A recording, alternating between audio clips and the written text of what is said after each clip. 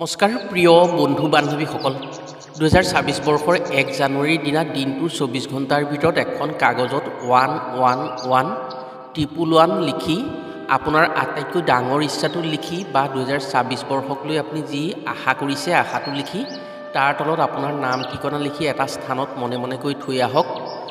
আপুনি যেনেকৈ লিখিব তেনেকৈ ফল পাব। 2026 বৰ্ষৰ 1 জানুৱাৰী হৈছে বছৰটোৰ আটাইতকৈ শক্তিশালী আৰু শ্ৰেষ্ঠ দিন। কাৰণ 2026ক গোটাই সেইকেইটা অংকৰ যদি যোগ কৰে তেতিয়াহ'লে 10 হয়। 10ত 1 ধৰা হয়, 1 হৈছে সূৰ্যৰ সংখ্যা। আৰু 1 জানুৱাৰী আৰু জানুৱাৰী মাহটো হৈছে 1 নম্বৰ মাহ।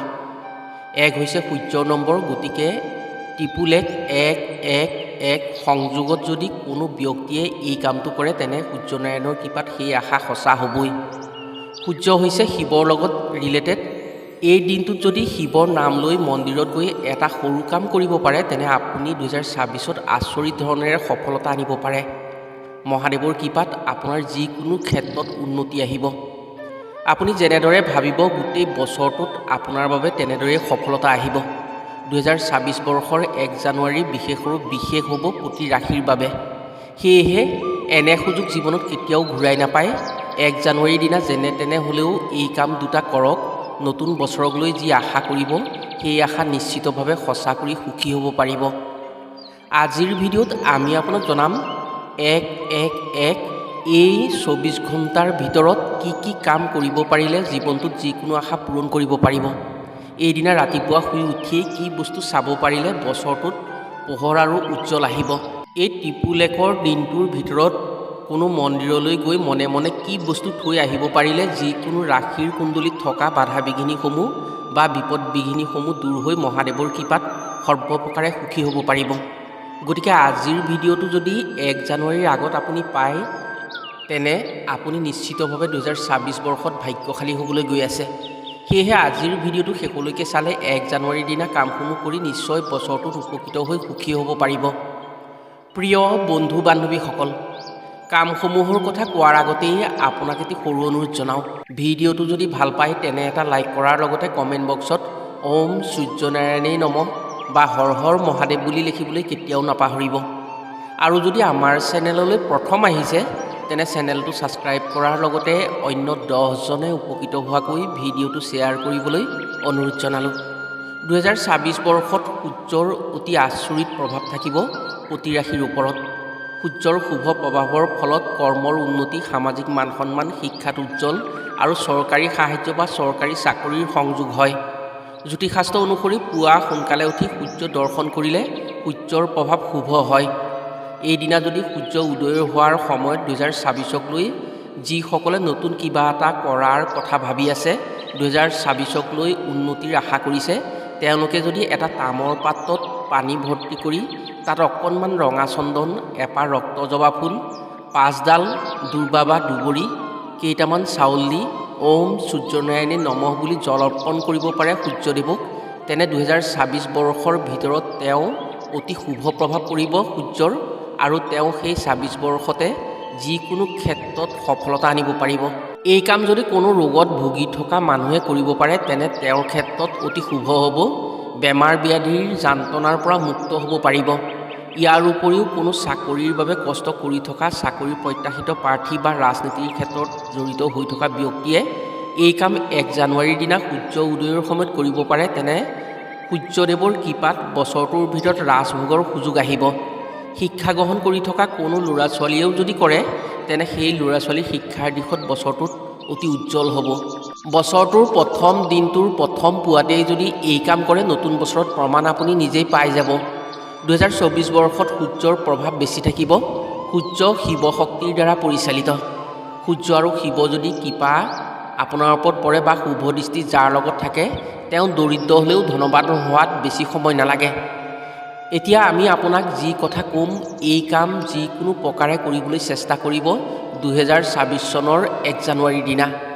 হয়তো 2026তে আপোনাৰ জীৱনৰ পৰিৱৰ্তন আহি আপোনাৰ পৰিস্থিতি সলনি হৈ পৰিব। ওপৰত উল্লেখ কৰা মতে আপুনি সূৰ্যদেৱক যিটো পাত্ৰৰে জল অৰ্পণ কৰিব সেই পাত্ৰটো ধুই পুনৰ তাত অলপ পানী ল'ব। তাত মাত্ৰ 3টা পাতযুক্ত এটা বেলপাত ল'ব, কেইটামান নিখুঁত চাউল আৰু অকণমান বগা চন্দন দিব। ওচৰত যদি শিৱ মন্দিৰ আছে বা শিৱলিংগ আছে তেনে আপুনি খালী ভৰিৰে সেই মন্দিৰলৈ যাব, চেণ্ডেল পিন্ধি নহয়। যান বাহন বা অন্য কিবা সুবিধা কৰি আপুনি নাযাব, খোজকাঢ়ি যাব।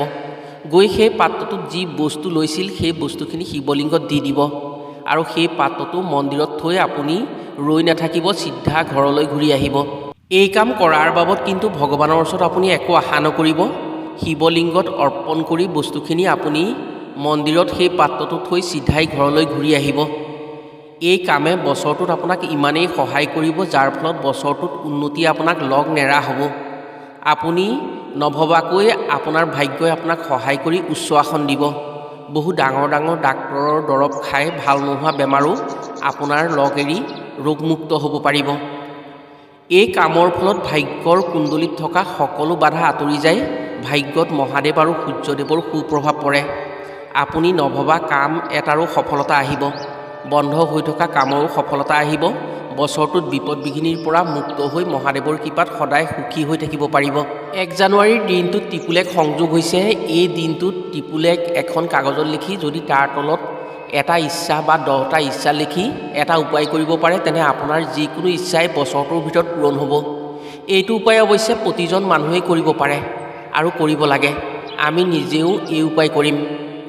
2026 বৰ্ষ হৈছে সূৰ্যৰ বৰ্ষ। সূৰ্যৰ শুভ প্ৰভাৱ থাকিলেও কিছুমান দিশত সমস্যা আহে। এই বৰ্ষত খং, অভিমান, কাজিয়া হোৱাৰ বেছি সম্ভাৱনা আছে। বিশেষকৈ পিতা পুত্ৰৰ মাজত সংঘাত বা ককাই ভাইৰ মাজত, ইষ্ট বন্ধুৰ মাজত সংঘাত হ'ব পাৰে। বিশেষকৈ অফিচ কাছাৰীৰ বছৰ লগত বা অফিচাৰৰ মুৰব্বীজনৰ লগত কৰ্মচাৰীৰ সংঘাত হ'ব পাৰে। সেয়েহে 2026 বৰ্ষত খং, ৰাগ, অহংকাৰৰ পৰা পক্ষত এৰাই চলাটো অতি শুভ হ'ব। এই উপায়টো যদি 1 জানুৱাৰীৰ দিনাই কৰিব পাৰে, উপায় কৰাৰ সময়ত যি লিখিব বা যি ভাবিব সেয়া পূৰণ হোৱাৰ লগতে এই সমস্যাবোৰৰ পৰা আপুনি বাচি থাকিব পাৰিব। যিহেতু সূৰ্য হৈছে পিতাৰ স্বৰূপ আৰু গুৰু স্বৰূপ। যেনেকৈ যিকোনো ক্ষেত্ৰত পথ প্ৰদৰ্শক বা ভূমিকা লোৱা ব্যক্তিৰ আৱশ্যক, ঠিক তেনেকৈ নৱগ্ৰহৰ ভিতৰত সূৰ্য হৈছে নায়ক বা পৰিচালক। যদি এই উপায় আপুনি কৰিব পাৰে তেনে সূৰ্যৰ দ্বাৰা আপোনাৰ খং, অহংকাৰ, কাজিয়া পেচাল যি মনত অভিপ্ৰায় আহিব সেইসমূহ নিয়ন্ত্ৰণত থাকিব আৰু পীড়িত গ্ৰহসমূহ নিয়ন্ত্ৰণত থাকি আশা আকাংক্ষা পূৰণ কৰাত সহায় হ'ব। 1 জানুৱাৰীৰ দিনা ৰাতি 12 বজালৈকে যিকোনো মুহূৰ্তত আপুনি এই উপায়টো কৰিব পাৰে। এইদিনা এখন কাগজ ল'ব, যিখনত একো লিখা নাথাকে তেনে এখন কাগজ ল'ব। এটা সেউজীয়া চিয়াহীৰ পেন ল'ব। সেই কলমেৰে আপুনি কাগজখনত এটা নহ'লে 10টা আশা লিখিব পাৰে। প্ৰথমে কাগজখনত 1 1 1 অৰ্থাৎ ত্ৰিপুলেক লিখিব। ইয়াৰ পিছত এটা বা 10টা আশা আপুনি নতুন বছৰক লৈ যি কৰিব সেই আশাখিনি লিখিব। কিন্তু 2টাৰ পৰা 9টাৰ ভিতৰত কেতিয়াও নিলিখিব। লিখিলে এটা লিখিব, নহ'লে 10টা লিখিব। কাৰণ আপোনাৰ আশাৰ নম্বৰ হৈছে 1। আপোনাৰ আশাৰ নম্বৰটো সদায় 1 হ'ব লাগিব। আশা আপুনি কি লিখিব সেয়া আপোনাৰ মনৰ পৰা লিখিব। এনেকুৱা আশা নিলিখিব যি আশা আপুনি কৰিব পৰা সাধ্য নাই। এনেকুৱা আশা লিখি দিয়ক, ধৰক আপুনি চেষ্টা কৰি আছে, সফল হ'ব পৰা নাই। দুৰ্লভ আশা লিখি আপুনি উপায় কৰাৰ সময়কণ নষ্টহে কৰা হ'ব। আশা বা উইচ লিখাৰ পিছত তলত আপোনাৰ নাম ঠিকনা লিখি দিব। ইয়াৰ পিছত সেই কাগজখন ভাঁজ কৰি 10টা ভাঁজ কৰিব। 10টা ভাঁজত আপুনি কাগজখন সৰু কৰি পেলাব। সেই কাগজখন হাতত লৈ আপুনি যিজন ভগৱানক মনৰ পৰা ভক্তি কৰে বা পূজা কৰে তেওঁক স্মৰণ কৰি এডাল ৰঙা বা হালধীয়া সূতাৰে আপুনি সেই কাগজখন 10 পাক মেৰিয়াই নিজৰ শৰীৰৰ আগফালে ৰাখি কোনো মন্দিৰলৈ যাব বা যদি আপোনাৰ ঘৰৰ ওচৰত মন্দিৰ নাই তেনে যদি আহঁত গছ আছে সেই আহঁত গছৰ তললৈ যাব। য'ত মানুহে মূৰ দোৱাই তেনে স্থানলৈ যাব। যদি গছৰ ওচৰলৈ যায় তেনে গছৰ গুৰিত কাগজখন আপুনি পুতি দিব। যদি মন্দিৰলৈ যায় তেনে মন্দিৰৰ ওপৰলৈ কাগজখন দলিয়াই থৈ আহিব। চিধাই আপুনি সেই কাগজখন দলিয়াই ঘৰলৈ ঘূৰি আহিব। ঘৰত আহি আপুনি যি উপায় কৰি আহিছে সেই কথা মনৰ পৰা একেবাৰে পাহৰি থাকিবলৈ চেষ্টা কৰিব। আপুনি কাগজখনত যি লিখিছিল সেই আশা পূৰণ হোৱাৰ লগতে বছৰটোৰ ভিতৰত আপোনাৰ বিপদ বিঘিনি একেবাৰে নাইকিয়া হ'ব। কাজিয়া পেচালৰ পৰা বাচি থাকিব পাৰিব। যিকোনো প্ৰকাৰে সমস্যাৰ পৰা আপুনি সাৰি থাকিব পাৰিব। 2026ৰ 1 জানুৱাৰীৰ দিনা যেনে তেনে হ'লেও এই কাম কৰক। নতুন বছৰত সুখী হৈ আপুনি যিকোনো ক্ষেত্ৰত উন্নতি কৰিব পাৰিব। প্ৰিয় বন্ধু বান্ধৱীসকল, 1 জানুৱাৰীত এই কাম কৰক। 2026 বৰ্ষত আপোনাৰ উন্নতিত কোনো শক্তিয়ে বাধা দি ৰাখিব নোৱাৰে। সূৰ্য আৰু মহাদেৱৰ আশীৰ্বাদত সদায় সুখী হৈ উন্নতি কৰিব পাৰিব। আশা কৰিছোঁ নিশ্চয় উপকৃত হৈ আশা পূৰণ কৰিব পাৰিব এই উপায় কৰি। আজিলৈ ভিডিঅ'টো ইমানতে সামৰিছোঁ। পুনৰ অন্য এটি ভিডিঅ'ৰ জৰিয়তে লগ পোৱাৰ আশাৰে আজিলৈ আহোঁ। সকলো ভালে থাকক, সুস্থ থাকক। ধন্যবাদ।